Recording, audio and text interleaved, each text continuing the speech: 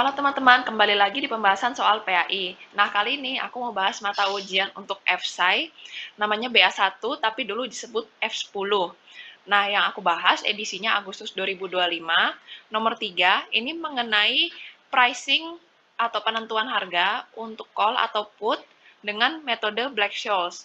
Nah, soalnya berbunyi sebagai berikut.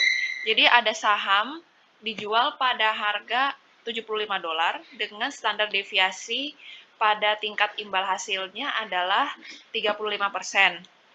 Tingkat suku bunga bebas risiko adalah R sama dengan 9%.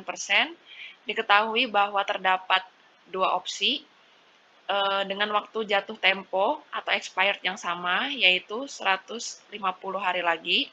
Asumsikan di sini 1 tahunnya 365 hari. Dan dua opsinya adalah sebagai berikut. Jadi yang pertama adalah call option dan yang kedua adalah pull option. Nah, untuk call option dan pull option, tipenya adalah Eropa dengan strike price sama-sama 70 dan harganya kalau yang call option disebut CA dan put option disebut PA. Apabila perhitungan harga opsi ini menggunakan formula Black-Scholes, berapakah selisih antara CA dan PA? Jadi ini yang kita mau cari ya, CA dan PA-nya. Atau harga dari call option dan harga pull option.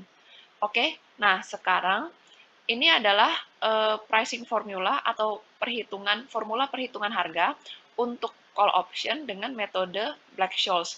Memang di sini ada banyak sekali step yang harus kita jalankan. Jadi kita akan mulai dari menghitung D1 dan D2-nya ya teman-teman. Baru nanti kita bisa masuk ke dalam C-nya atau harga call option-nya. Karena nanti di sini ada menghitung normal distribution dari D1 dan D2. Oke?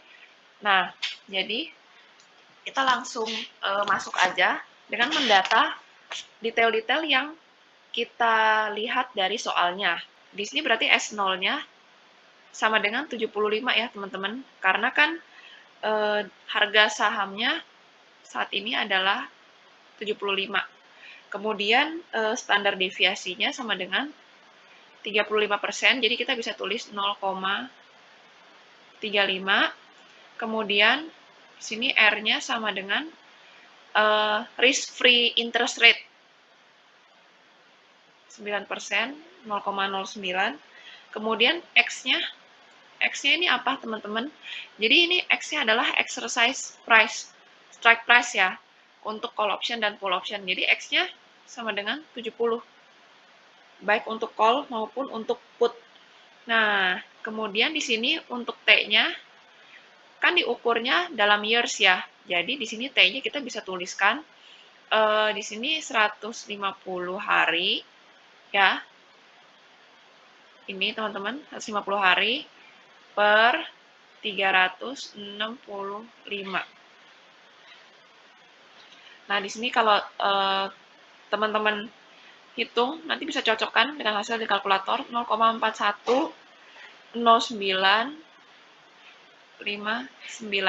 Oke, jadi kita sudah mendapatkan detail-detailnya ya teman-teman. Nah, sekarang kita mau hitung. Kita langsung masuk aja ke perhitungan. Jadi D1 sama dengan, nah ini kalau kita cocokkan dengan yang di atas, tadi ini kan ln S0 per X ya, berarti 75 per 70, oke. Tambah 0,9, ditambah 0,35, ini jangan lupa dikuadratkan teman-teman, dibagi 2, terus habis itu kali dengan T. Tadi T-nya kan kita sudah ketemu ini ya teman-teman. Gitu.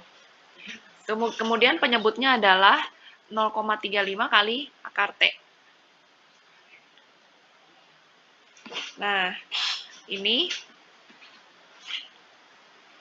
kalau kita notasikan ya ini dengan A plus B per C, nanti supaya teman-teman gampang untuk mencocokkan hasilnya dengan kalkulator, karena seperti ini agak sulit kalau mau langsung sekali jalan ya. Ini 0,069, jadi A-nya itu adalah ini teman-teman, gitu ya.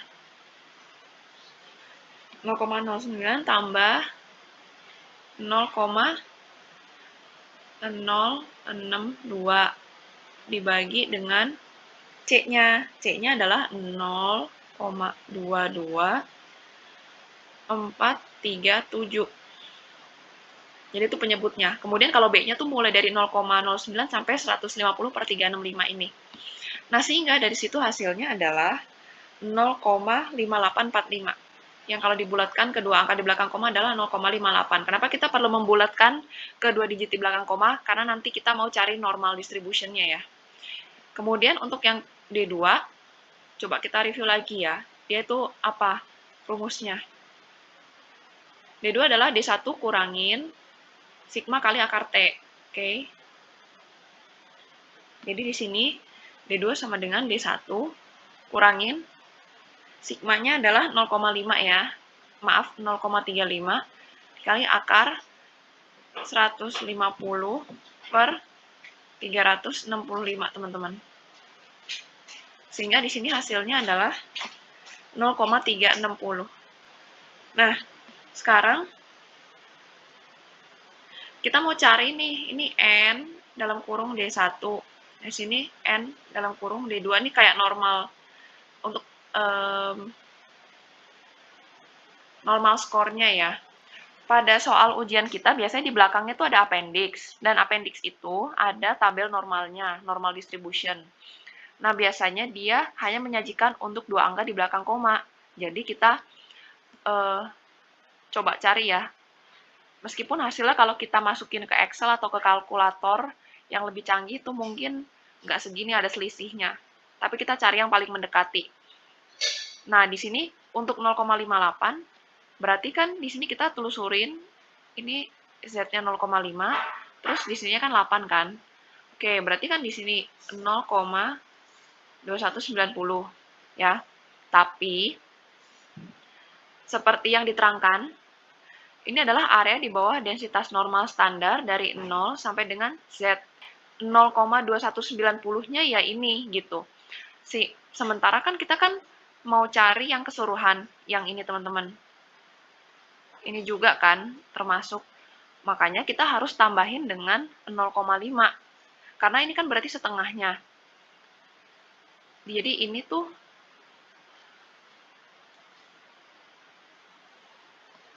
jadi area sebesar ini, yang ini tuh 0,5. Setengahnya kan, bell curve. Oke. Nah, jadi tadi angkanya kita tambahkan dengan 0,5. 0,2190 tambah 0,5. Yang hasilnya adalah 0,7190. Kemudian untuk D2, dia kan 0,36. Jadi kita coba cari lagi ya. Di sini 0,3 dan di sini 6, teman-teman. Nah, di sini kan ketemu ya 0,1406. Again, kita tambahkan dengan 0,5. Teman-teman. Oke. Sehingga dari sini kan kita sudah dapat ya ND1 dan ND2-nya. Tinggal kita lihat ini rumusnya nih. Ini S0 kali ND1 kurangin X dikali E pangkat minus R kali T, terus nanti kita kalikan dengan ND2. Oke? Sehingga dari sini C0-nya